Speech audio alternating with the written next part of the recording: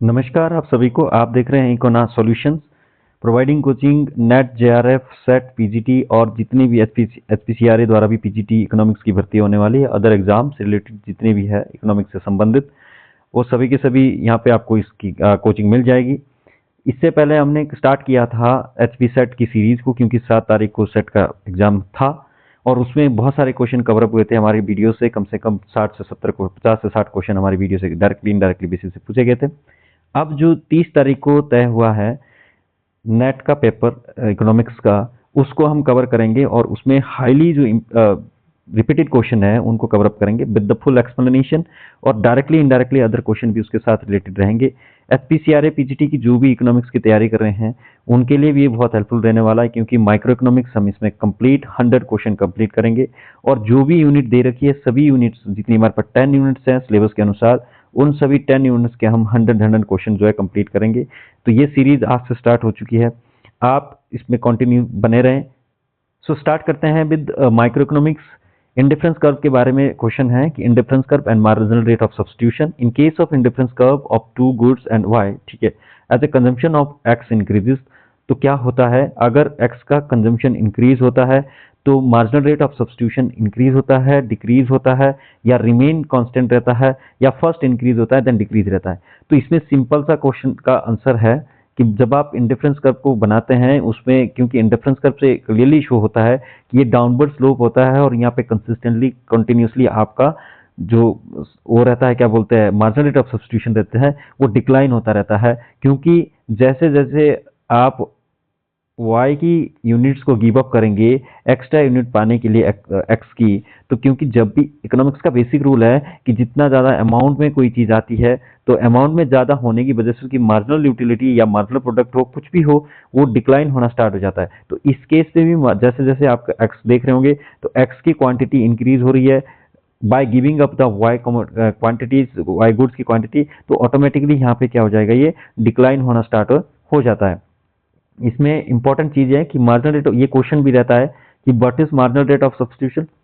तो marginal rate of substitution X and Y, marginal utility of X divided by marginal utility of Y is equal to price of X is equal to price of Y. तो ये condition भी रहती है या directly पूछा जा सकता है। कॉन्वेक्स होता है इंडिफरेंस कर्व, सभी को पता होता है, और कंटिन्यूसली डिक्रीज हो रहा होता है। इंपॉर्टेंट चीज है, डायरेक्टली इनडायरेक्टली बेसिस में क्वेश्चन किसी भी तरीके से पूछा जा सकता है। और ये कंसेप्ट जो है जेआर हिक्स ने दिया था कंसेप्ट, ये हिक्स ने कंसेप्ट दिया था। तो ये बातें ध्यान रखने वाली बातें हैं कि कौन कौन से इंटरलिंक्ड क्वेश्चन जो है यहाँ से पूछे जा सकते हैं।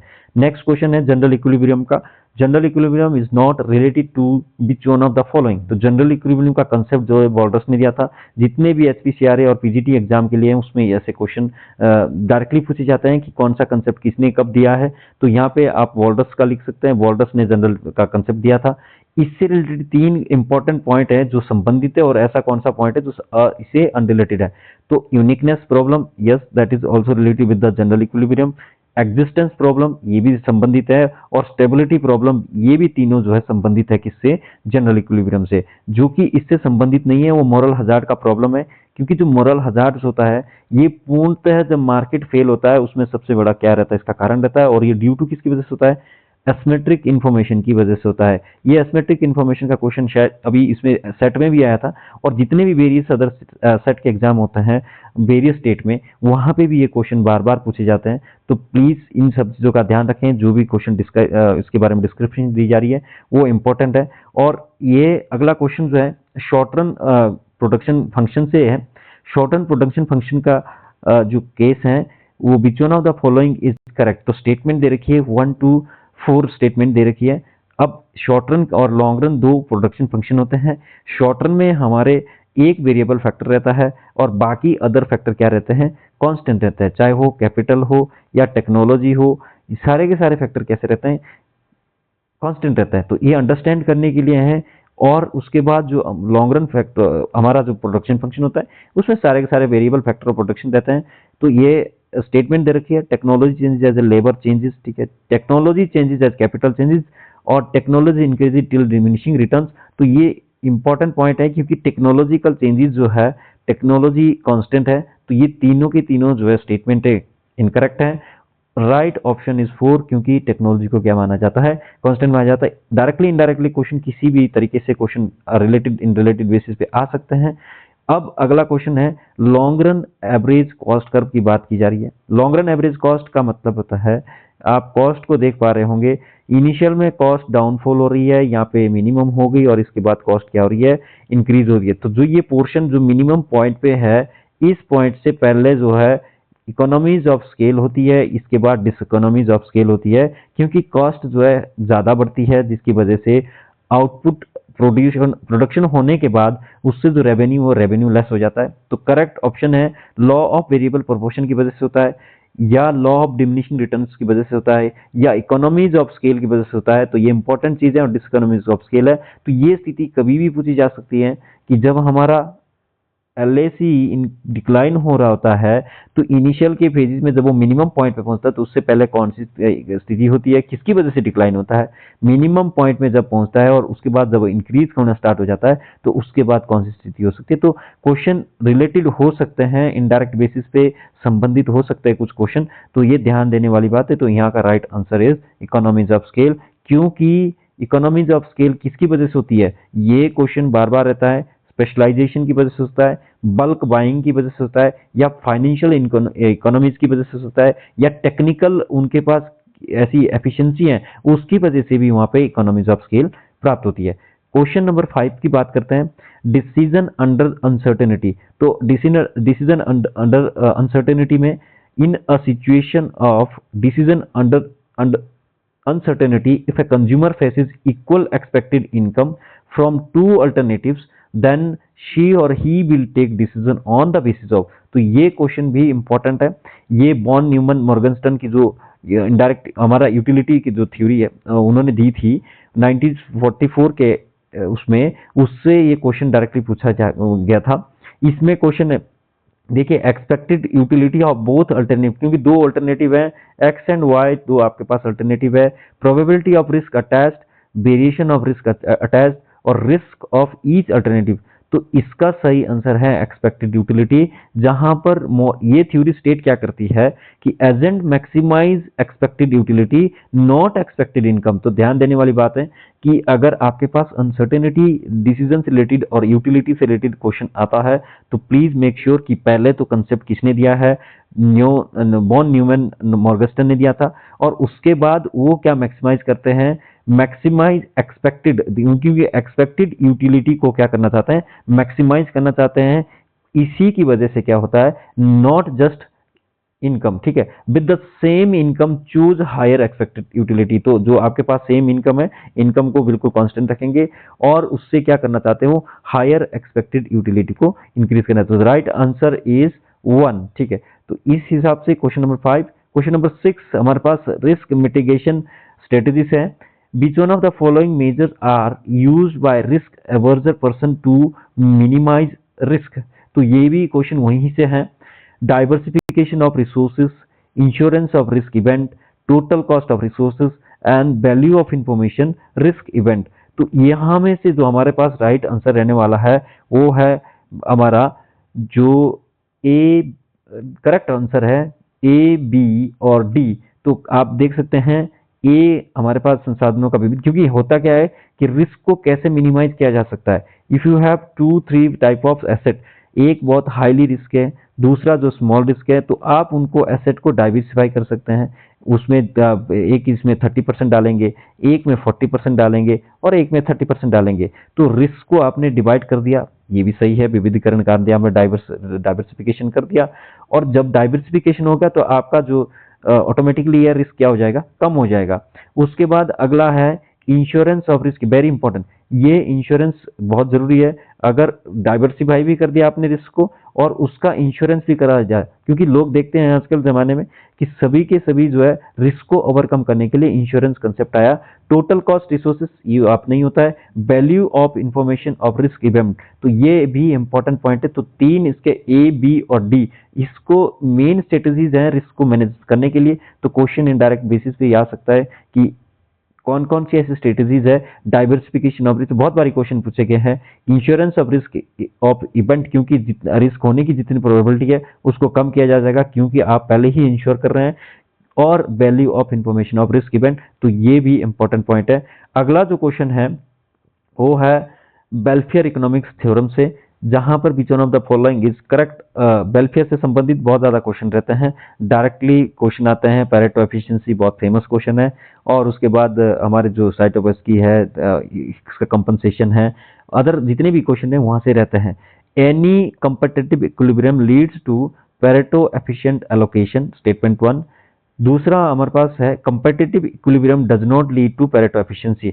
Any efficient allocation can be attained by competitive equilibrium with redistribution. तो there will be no Pareto efficiency allocation in society.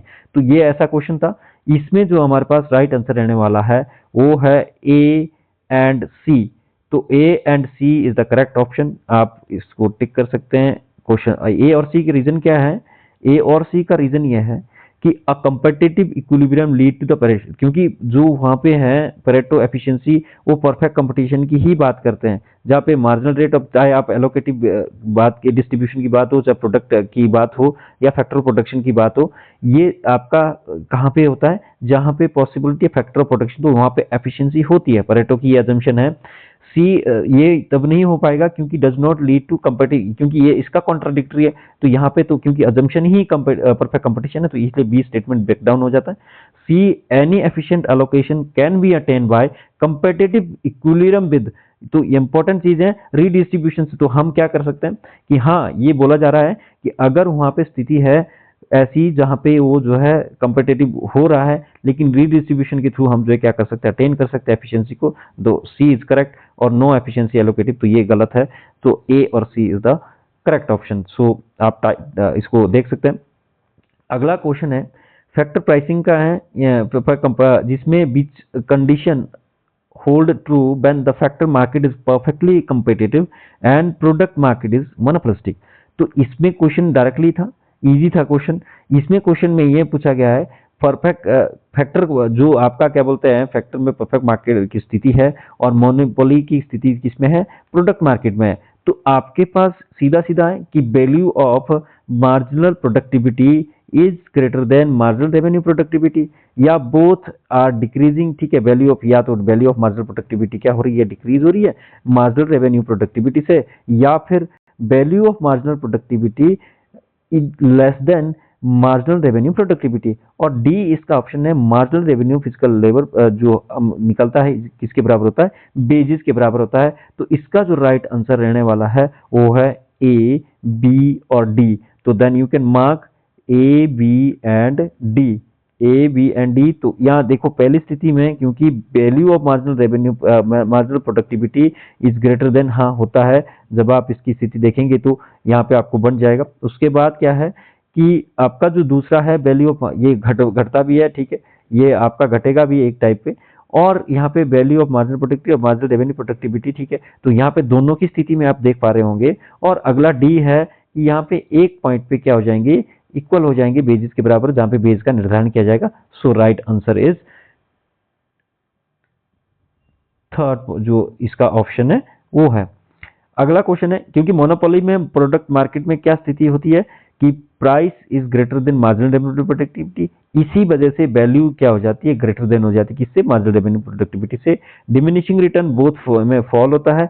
Perfect factor market gives क्या होता है? मार्जिनल रेवेन्यू फिजिकल जो लेबर के केस में होता है वो रहता है, तो इसलिए जो है फेल।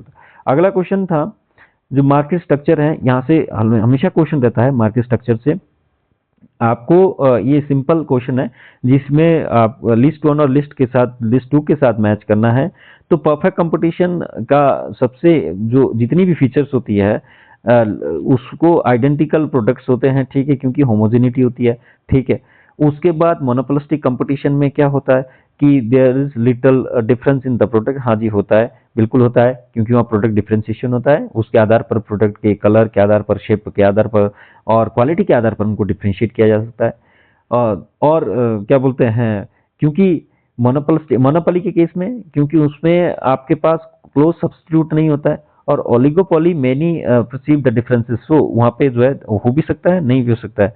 तो करेक्ट ऑप्शन इज, आप सभी को पता है कि परफेक्ट कंपटीशन में जितनी भी फीचर होती है, एक और ध्यान देने वाली बात है जितने भी पीजीटी की तैयारी कर रहे हैं और जो भी एस्पिरेंट है वो परफेक्ट कंपटीशन दो टाइप का होता है, pure competition and product sorry क्या बोलते हैं, pure competition and perfect competition, ये दोनों की स्थिति रहती है। अगला जो क्वेश्चन है मोनोपोली से बहुत बार क्वेश्चन पूछा जाता है जब मोनोपोली पावर की बात करते हैं, जहां पे मार्जिनल रेवेन्यू या फिर एवरेज रेवेन्यू के आधार पर दिया जाता है, आपको इलास्टिसिटी निकालनी होती है या फिर मार्जिनल रेवेन्यू दिया होता है। सेट के एग्जाम में पेपर आता है और बहुत बार नेट के एग्जाम में ये क्वेश्चन पूछा जाता है जहां पे इलास्टिसिटी दी जाती है कि average revenue divided by average revenue minus marginal revenue elasticity, इस ढंग से आप क्या कर सकते हैं, कैलकुलेट कर सकते हैं। तो ये ध्यान देने वाली बातें हैं। नो क्लोज सब्स्टिट्यूट होता है, मोनोपोलिस्टिक में डिफरेंशिएटेड होता है और ओलिगोपोलिक में लिटिल और प्रोडक्ट डिफरेंशिएट होता है। क्यों होता है? क्योंकि देयर में भी पॉसिबिलिटी कि वहां पे जो है वो आपका नॉन कोऑपरेटिव और कोऑपरेटिव दोनों की स्थिति हो सकती है। तो अगला है क्रोनोलॉजिकल कंज्यूमर बिहेवियर थ्योरीज। तो अरेंज करना था, इसमें कंसेप्ट की क्रोनोलॉजी में लगाना था। Law of diminishing marginal utility, law of demand, reveal preference theory और इंडिफरेंस कर्व। तो रिवील प्रेफरेंस थ्योरी सबसे लास्ट में आती है, उससे पहले इंडिफरेंस कर्व आता है और उससे पहले क्या आता है। तो ये सीक्वेंस आपको ध्यान देने वाली बात है, कोई ज्यादा खास नहीं था। तो डिमिनिशिंग जो गॉसेन का फर्स्ट लॉ है, इसको फर्स्ट लॉ भी बोलते हैं। अब गॉसेन का डिमिनिशिंग रिटर्न है और इसमें डिमिनिशिंग में जो है 1854 में दिया था लॉ ऑफ, और उसके बाद मार्शल ने 1890 में दिया था अपना डिमांड जो कंसेप्ट दिया था, थ्योरी ऑफ डिमांड। और indifference curve Pareto and Hicks 1930 और रिवील प्रेफरेंस थ्योरी सैमुअलसन ने 1938। तो प्लीज ध्यान दें कि ये क्वेश्चन डायरेक्टली इनडायरेक्टली बेसिस पे पूछे जाते हैं, ज्यादा डिफरेंस नहीं रहता है और यहाँ से कवर हो जाते हैं आपके कम से कम 5 से 10 क्वेश्चन। जो हमने ये 15 क्वेश्चन किए हैं, इससे इनडायरेक्टली बेसिस पे आपके अगर पर क्वेश्चन के हिसाब से 3 क्वेश्चन भी बनते हैं इनडायरेक्ट बेसिस, तो 15 से 45 क्वेश्चन हो जाते हैं। अगला क्वेश्चन है लमसम टैक्स ऑन मोनोपोलिस्ट के ऊपर की बात है, असर्शन एंड स्टेटमेंट के। तो मोनोपोलिस्ट है, a lump sum tax imposed on monopolist can not be shifted to the consumer. तो क्या स्थिति ऐसी रहती है? दूसरा जो है स्टेट, इसका जो रीजन है, ये असर्शन है और रीजन है the lump sum tax becomes a part of his fixed cost and it does not affect the marginal cost of production।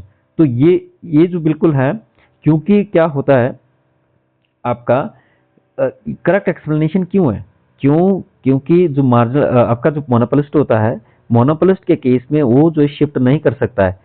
अगर वो शिफ्ट करता है तो प्राइसेस बहुत हाई हो जाते हैं और जब प्राइसेस हाई हो जाते हैं तो ऑटोमेटिकली वहां पे क्या हो जाती है, डिमांड डाउन हो जाती है और जब डिमांड डाउन हो जाती है तो उसका रेवेन्यू कम हो जाता है और रेवेन्यू कम होता है तो प्रॉफिट उसका क्या हो जाएगा, कम हो जाएगा। तो लमसम टैक्स में क्योंकि it is one kind of fixed tax, ठीक है, ये एक फिक्स्ड है, वेरिएबल काइंड, जैसे हम दूसरे टैक्सेस लेते हैं वो टैक्सेस क्या होते हैं कि वो उनके साथ एक आउटपुट बढ़ने के साथ बढ़ते हैं, लेकिन जो लमसम टैक्स है इसको एग्जैक्ट फिक्स अमाउंट पे माना जाता है जो कि वो देना ही देना पड़ता है। वो आपका आउटपुट हो रहा है, बढ़ रहा है, घट रहा है, उससे कोई हिसाब किताब नहीं है, लेना देना नहीं है, तो इसीलिए उसको जो है शिफ्ट नहीं किया जा सकता किसके ऊपर, कंज्यूमर के ऊपर।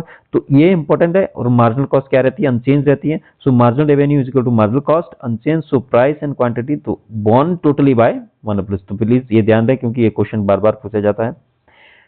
सोशल वेलफेयर फंक्शन से क्वेश्चन है। सोशल वेलफेयर फंक्शन का स्टेटमेंट 1 है, क्वेश्चन है social welfare function is a social indifference map consisting of social indifference curves showing utility combinations giving same social welfare. Statement आपके ये है और स्टेटमेंट 2 जो है वो है सोशल इंडिफरेंस कर्व्स में नॉट बी कॉन्वेक्स और कॉन्केव टू द ओरिजिन। तो क्या ये स्टेटमेंट सही है?